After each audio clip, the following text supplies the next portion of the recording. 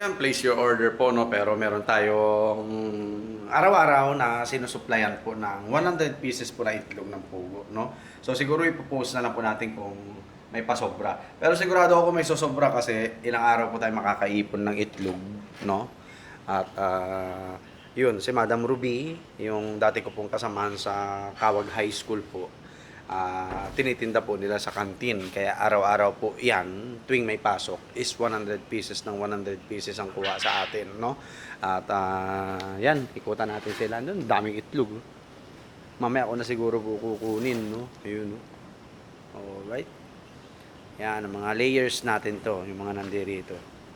Ayan. No, ayan sila. Cute eh, no? So soon, July, August, makakapag-breed na tayo. Yun, itlog pa. Ayun. Ayan. No? So dito yung mga breeders natin. Andi dito po yung mga lalaki natin. Ayan yung mga itim. No? Malapit na po yan. Malapit na po yan. Yun, yung humuhuning yun po yung lalaki, no? Parang pinakatila. Ayun, may itlog na naman. Parang pinakatilaok po nila yun, no? Ayan. Okay? So, yan yung mga breeders natin. Ayan yung mga lalaki natin, oh. Zoom natin, zoom. Ano ba to? Ayun. Yan, lalaki po yan. Pag ganyan, no? Ng kulay, itim, no? Tapos yun yung, yan. Babae po yan, yung mga light brown, no? So, soon, makakapagparami na po tayo ng ating pugo. Ayan, all set na po yung ating incubator, no? So, dalawang automatic incubator. Kabibili natin yun kasi nga medyo gumaganda yung kita natin, no? Sa pagbebenta ng itlog ng pugo, lalo quail, fertile eggs, soon, no? Ay magbebenta na rin po tayo, no? 5 pesos each, minimum na 100 pieces ng fertile eggs po, no? Tapos, sa table eggs po natin is 150, no? 150 isa. Alright? Minimum 100 pieces din, no? Minimum 100 pieces din. So, yan, dalawang automatic incubator tsaka isang DIY incubator natin na ginawa natin, no? At mataas po ang hatchability niyan. Nasa 75 to 85% po, no? Kaya gagamitin din natin yan para minsanan. And then, itong mga DIY brooder natin na nakaangat, no? Ay na-disinfect na rin, nalinis na rin yung mga dumi sa ilalim, no? Okay, may bumbilya na yan, ayan, no? Sa loob. Okay, yan. Naka-set po yan dyan, no? Ayan, no? So, itong dalawa, nakasaksak po yan doon. Tapos may extension, sasaksak natin doon, no? So, ganun po, okay? So, may pakainan, painuman na rin po yan, naka-ready na talaga. Alright? Okay. Tapos ito, yan, may bumbilya rin na. Yan, may bumbilya na rin yan. Oh, pati ito. Okay. So, yan, nakasaksak naman yan dyan. Okay. At, yun, isasaksak na lang din ulit dito. No? So, may pakainan, painuman na po yan. Alright. Napakaganda. So, maganda-ganda pong kita natin sa pugo.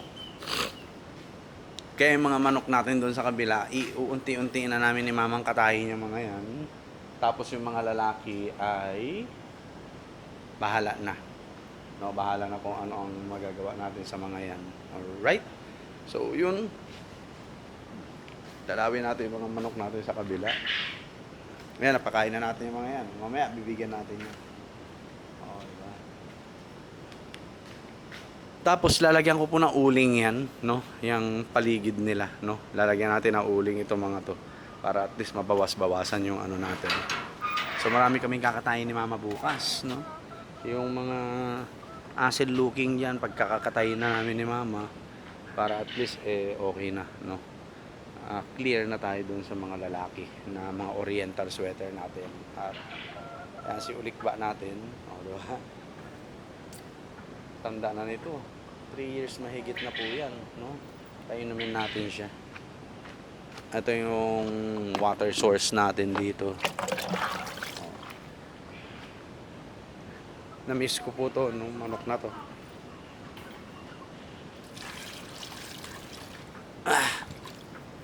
Naku. Dapat to may patungan, no? Dito na lang to na ano nila doon eh. Alright. Ayan, dito ang inuminan niya. Hahanap tayo ng patungan, no? So marami po tayong kakatayin, no? Na asil looking dyan na 1, 2, 3, 4, 5 po, 5, no? Tapos sa inahin, huwag na tayo magkatay, no? Huwag na tayo magkakatay dyan. Okay, yan sila kumakain, no? Mamaya pagkain po nila ay hagibis. Hagibis. Yan, no? So, okay na po dito. Magta-tribe na po itong mga to, no? So, oriental sweaters natin, golden boy sweater. At ang pararamihin po natin dito mga sweaters po talaga, no? Sweaters po. Alright. So yan, nag-get rid of na tayo sa mga negative na tao. Okay? Wala tayong mapapala sa mga ganyan eh, 'di ba? Siguro iniisip niya kawalan siya, no? Hindi. Nagsimula ako ng livestock farming, wala maski isa, no, na tumulong sa akin magplano, mag-execute ng plano, no? Sarili natin 'to, no? At itong mga ginawa naman niya dito is binayaran siya, no? Minsan nga, sobra-sobra pa yung binabayad ko sa kanya eh. No? Sobra-sobra pa pag nagugustuhan ko yung trabaho niya. Tsaka syempre nakakaawa po. No? Pero ganun naman ang ginawa. No? Ay, dispatcha na yan. No? Dispatcha na yan. Kaya natin to. Kaya natin to mag-isa. Kasi nga, nag-alaga tayo ng manok. 600 plus eh. 600 plus nagawa naman natin ng maayos, nga lang talagang nakakapagod, no? Yan, no? At all set na, no? May gasolina na yung sasakyan natin. Okay? Tapos yan. Oh, may feeds na sila yung mga pugo at saka manok natin. So papaubos ko na lang yung Enerton. Tapos yan ang bibili natin, yung Hagibis special po, no? Hagibis special. Tapos na-is na rin natin yung painuman nila.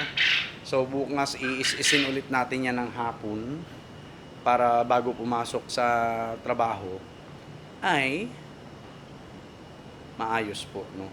Maayos yung inuminan nila, malinis. Ayan, no? So soon magtatanim na rin po tayo ng lettuce, no? Ito yung pinagawa kong DIY hydroponic platform. Yan. No, tataniman po natin 'yan. Huwag po kayong mag-alala, no? Tataniman po natin 'to, no? Hindi po pwedeng hindi, no? Yan. Okay. So soon, no? Hintayin niyo po 'to kasi ito ang isa sa highlights din ng yard natin, no, yung hydroponic platform, para at least makakabenta rin tayo ng lettuce, no, mga gulay-gulay. Yan. Parang plano ko nga pong ano yan eh, no, minsan tataniman natin ng patola ganyan. Tapos nakakalayat lang dito, no, sa wall natin, 'di ba? Tingnan natin. And ito pa pala oh. Lalamanan din po natin ng pugo to. Yan. Mga breeders. Maliban dito sa 4 na scratch pen dyan sa harap, lamanan din natin ng breeders to. Yan. Para marami tayong mga fertile eggs na maibenta, maibahagi sa mga gusto magsimula, no? So, soon po magkakaroon tayo ng fertile eggs, no? 5 pesos each, minimum 100 pieces, and that is 500 pesos po. Sa table eggs, ganun din po. Minimum 100 pieces din tayo, 150 isa. So, sa table eggs, yung pangkonsumo, sa 100 pieces is 150 pesos po, no? So, yun, abang-abangan nyo po yan. Actually po, yung mga layers natin dito, nagpo-produce na to ng ano, fertile eggs. Nga lang, ayaw ko pa po munang magbenta. Pero kung pipilitin nyo ko, magbebenta tayo, di ba? Ayan. Alright? May kukunin na natin yung itlog. Pwede na po tayo, pwede na. Nagkakasta na po to kasi nakita ko na sila nagkasta eh. Ha? Ayan, no? Pwede na. So, this week, pag gumanda-ganda ang ating kita, papatabunan ko na po to ng buhangin. Yan, tabon ng buhangin, tabon buhangin. Tapos doon sa 4 na scratch pen, papatabunan ko ng buhangin. Tapos sa fly pen, padagdagan natin ng buhangin. Or dyan na natin ilalagay yung mga susubra, no?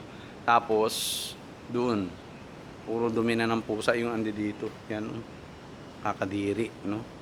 Nung nilupaan ko, ginawa nilang taihan ko, yan, no? Yan. Yung buhangin na yan, doon, ang dami nilang tae, no? So, dapat sana wala kasing tae ng pusa yan para maayos, no? Maayos. Alright, so yun lang po. Mahaba-haba ang mga araw na makakapag-harvest at makakapag-ipon tayo ng itlog. Ayan. Okay. Tapos si mama. Ayan, nagtutupi siya, oh. Oh, di ba?